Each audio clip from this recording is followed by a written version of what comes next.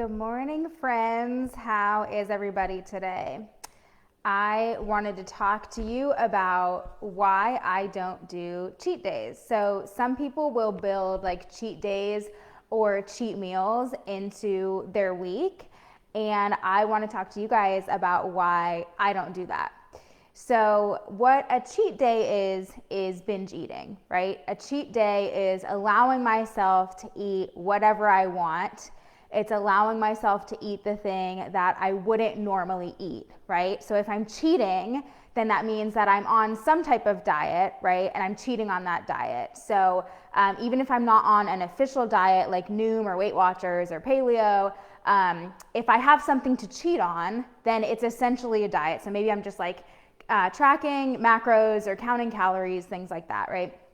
So if I feel the need to cheat on that diet, right, there's something disordered in that cycle. So what a cheat day is restrict, binge, okay?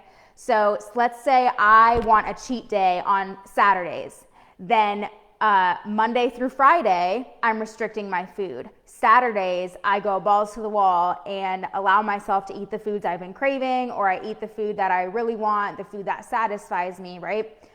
So this is super unhealthy, right, in terms of your relationship with food and just physically for your body, mentally for yourself, that you're in this state of deprivation 6 out of 7 days a week, and then you binge, okay? And what this restrict binge cycle does is it makes it so much more likely that you are going to weight cycle, so yo-yo your weight. Okay, so you're gonna lose some weight, gain some weight back, lose some weight, gain more weight back. And then the other thing that happens in this cycle where I am careful about what I eat and then I cheat is during those days of restriction, my metabolism is stalled out, right? Because what food restriction does is it halts our metabolism. So it's so backwards that we think that food restriction is gonna help us to lose weight. Because in reality, what food restriction does is it tricks our bodies into thinking that they're in a famine. It tricks our bodies into thinking that there's food scarcity. And so our bodies want to conserve every little calorie, everything it gets, it's gonna hold on to. It's not gonna release any fat weight. In fact, it's gonna store it. So we're slowing our metabolism during those restricts. And then on the binge day, we're having no regard to what our body actually needs, are we? On the cheat day, I am eating things purely for pleasure, which it's completely fine to eat things purely for pleasure. But when we are on this extreme of like binge eating, then I'm not really gonna pay any attention to like my hunger and fullness cues, right? I'm not respecting my body in that way. So the only way to hop off this restrict binge cycle is to stop restricting our food. And so that's one thing that I teach on in coaching is like, how do I have a healthy relationship with food? How am I gonna be healthy physically and psychologically when I'm not dieting, right? And how can I remove my binge eating permanently? And where it starts is the restriction. We absolutely must, like non-negotiable, have to stop restricting our food if we ever want to have a healthy, sustainable relationship with food. If we want to stop holding on to weight, if we want to stop weight cycling, losing weight, gaining weight, losing weight, gaining weight, we absolutely have to stop restricting our food. There's no ifs, ands, or buts about that.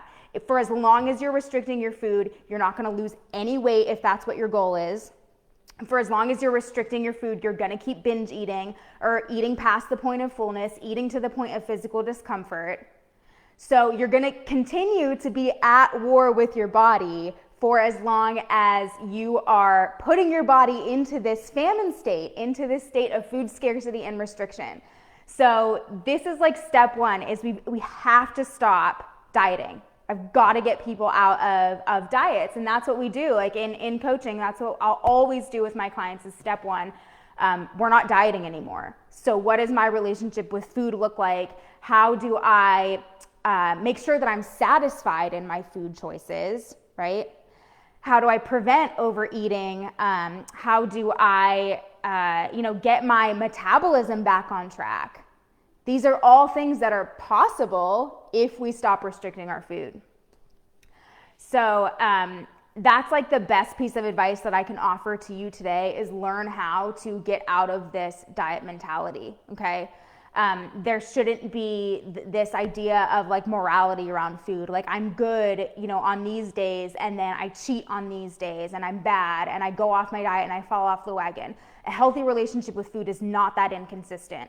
A healthy relationship with food is easy and it's effortless, and I'm not thinking about eating unless I'm hungry for the most part, right?